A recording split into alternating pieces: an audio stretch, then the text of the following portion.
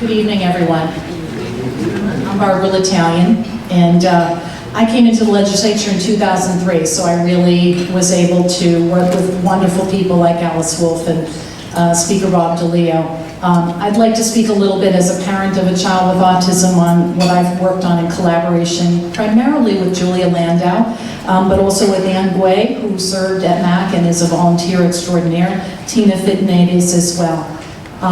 Just quickly, I jotted down a couple of things that we've worked on over the last 15 years. We started a children's Medicaid waiver to allow for wraparound services for kids, looking at models in other states and deciding that we would build over the years, and we have. We started with a very small number of people being served, children that needed wraparound services, and that's grown every single year with every single budget because of the value that's placed on helping kids with autism in the Massachusetts legislature. And I will say it right at the outset that so much of this we were able to do because of really the partnership with initially Ways and Means Chair Bob DeLeo and then Speaker DeLeo. But when he sees Julia and I coming down the hall, he always meets with us, always talks with us, and has always been our champion. So I have to say that up front.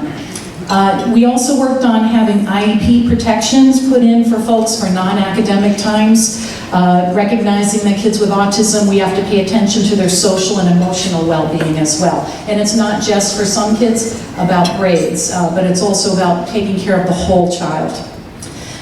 We made sure that within the bullying language, the protections that were put forward a few years ago, that there was special attention made to kids with autism because of the research done by Mass Advocates talking about the high numbers of kids on the autism spectrum that were being bullied. And in fact, I reflect back on my own son and some of the bullying that happened to him on the school bus when he was a little boy.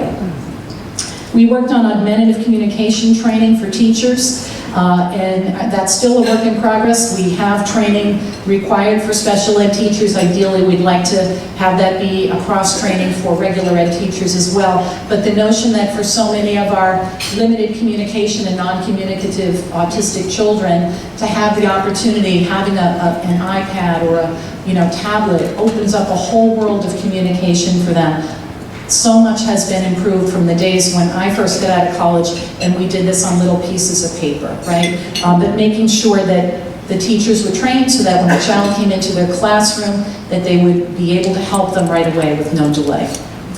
We worked on medical insurance coverage back in 2010, the groundbreaking medical insurance coverage that covered the private insurance market. Julia was part of the Autism Commission. She helped write the 10-year plan that we worked on, as did Ann Guay.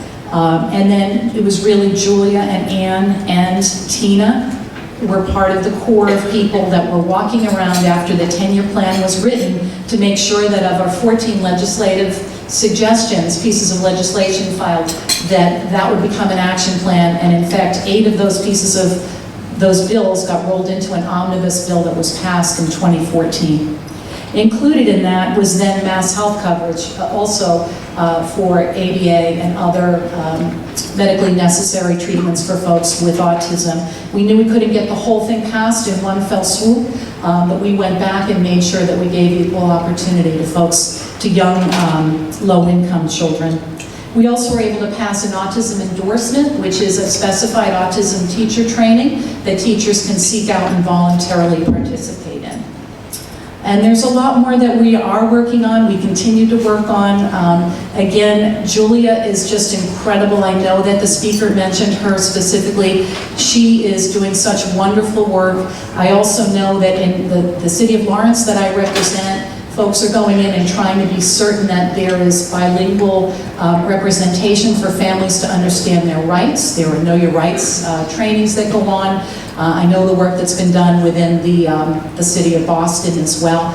It's gotten to the point where if Julia collaborates with us on legislation, we actually have groups that really pay attention to everything that if MAP is involved because they know of our success and they really pay due attention. So again, this could not be done without the assistance and on-the-ground leadership from Julia Landau, which comes of all those calls and all the work that everyone does from that really bubbles up what the needs are and what we need to be working on. And so When I think of my last 15 years, I really think of Julia first, but her team as well.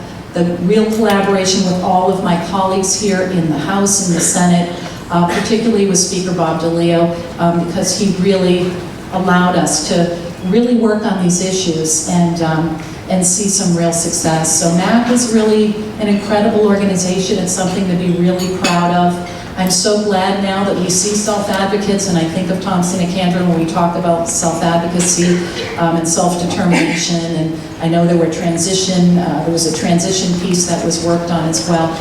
There's so much more to do, so we're never satisfied. And I think that in this day and age of Betsy DeVos, we really have to look at protecting within Massachusetts. If we see an erosion of rights at the federal level, we're really going to have to make sure that Massachusetts stands tall and protects the rights of all of our young people with disabilities. Thank you.